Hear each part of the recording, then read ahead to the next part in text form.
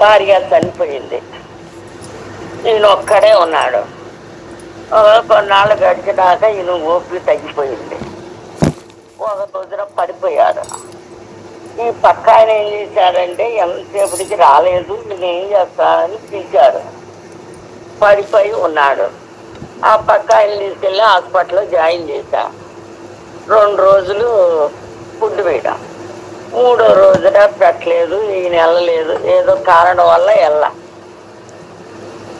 ఈయనకేమో ఇక మంచం మీద పడుకుని రామ రామ రామ అని తలుచుకుంటూనే ఉన్నాడు. తలుచుకుంటూ ఉండంటే బాత్రూమ్, అక్కడ నర్సులు సిస్టర్లు ఎవ్వరు లేరు.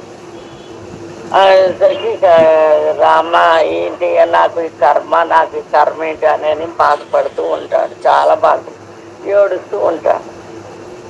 ఇంతలోని ఇద్దరు వచ్చారు. వచ్చి ఎవరయ్యా మీరు అని అడిగా.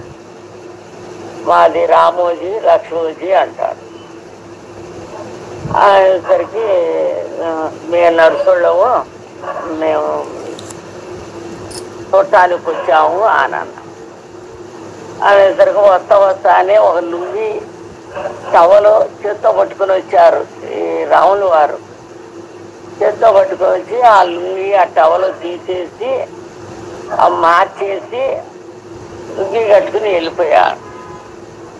వాళ్ళు వెళ్ళిపోయినాక తెల్లారింది. తెల్లారినాక ఏంటి ఇక్కడ ఎవరు లేరే, మరి నీకు ఈ లుంగి ఎట్లా వచ్చింది అని అడిగారు. సరే ఎవరు ఇద్దరు వచ్చారు, ఇద్దరు వచ్చి మార్చి వెళ్ళారు, ఇక్కడ మేము నర్సులు అన్నారు అని అన్నా.